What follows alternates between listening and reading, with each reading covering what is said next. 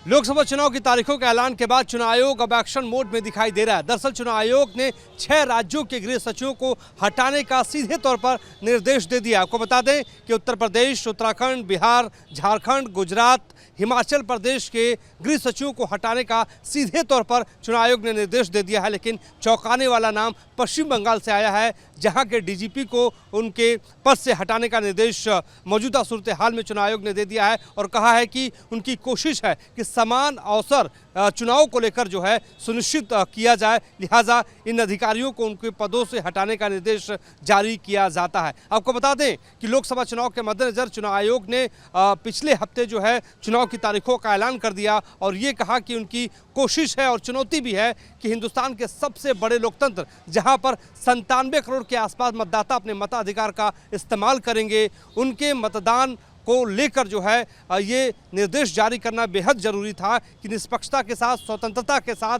और जो है समान अवसर हर जगह उपस्थित हो। इस वजह से जो है इन अधिकारियों को हटाया जाता है। आपको ये भी बताते चलें कि चुनाव आयोग ने सीधे तौर पर यह भी कहा है कि कोई भी कोताही किसी भी जो है सूरत में नहीं जो है बरती जाएगी और सख्त से सख्त एक्शन लिया जाएगा, लिहाजा इन अधिकारियों को हटाने का निर्देश जारी किया गया। पश्चिम बंगाल से आपको बताते हैं कि जिस डीजीपी को हटाया गया है उन पर कई बार इस तरीके के आरोप लगे हैं। पिछले लोकसभा चुनाव 2019 में जब हुए थे उस वक्त भी उनके ड्यूटी से उनको हटा दिया गया था। इसके अलावा 2016 में भी जब चुनाव वहाँ पर चल रहे थे तो उनको उनके ड्यूटी से जो है चुनाव के दौरान हटाया गया था। तो कुल मिलाकर चुनाव आयोग एक्शन मोड में दिखाई दे रहा है। आपको ये भी बताते चलें कि चुनाव आयोग ने जो तिथि जारी की है पूरे देश में, वो 7 चरणों में लोकसभा चुनाव करवाए जाएंगे। 43 दिनों तक चुनाव की प्रक्रिया चलेगी और इस दौरान जो है जो भी एक्शन चुनाव आयोग को लेना पड़े उसके लिए चुनाव आयोग अब दिखाई दे रहा है। लेकिन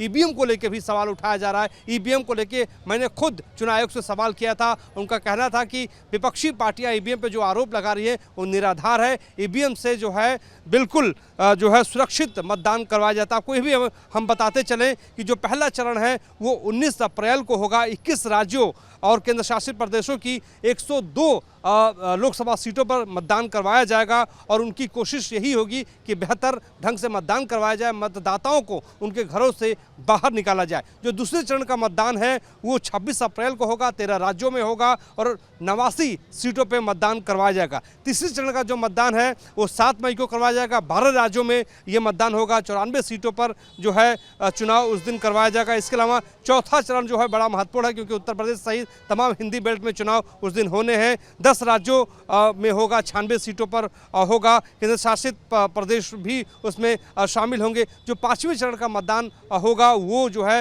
वो 20 मई को होगा, 8 राज्यों में होगा और इसमें जो है अमेठी से लेकर जो है गोरखपुर पूरा जो खासतौर पे जो पूर्वांचल के इलाके हैं वहाँ पे मतदान होगा। छठे चरण का जो मतदान है वो 25 मई को होगा। 7 राज्यों में 57 सीटों पर जो है मतदान करवाया जाएगा और आखिरी चरण का जो मतदान होगा वो 1 जून को होगा। 8 राज्यों की 97 सीटों में मतदान करवाया जाएगा और 4 जून को नतीजों का ऐलान कर दिया जाएगा। इस पूरी प्रक्रिया को लेकर चुनाव आयोग ने पैरामिलिट्री फोर्सेज के जवानों के साथ साथ ईवीएम को भी जो है उसकी सुरक्षा को लेकर भी पूरी जो है इंतजामात इसको लेकर किए गए हैं। जो 7 राज्यों के खासतौर पे जो एक डीजीपी और 6 राज्यों के जो गृह सचिवों को हटाया गया है, चुनाव आयोग ने ये कहा है कि उनको हटाने के पीछे का मकसद यही है कि सभी सियासी दलों को समान अवसर दिया जा सके, समान अवसर सुनिश्चित किया जा सके। इस वजह से इन अधिकारियों को जो है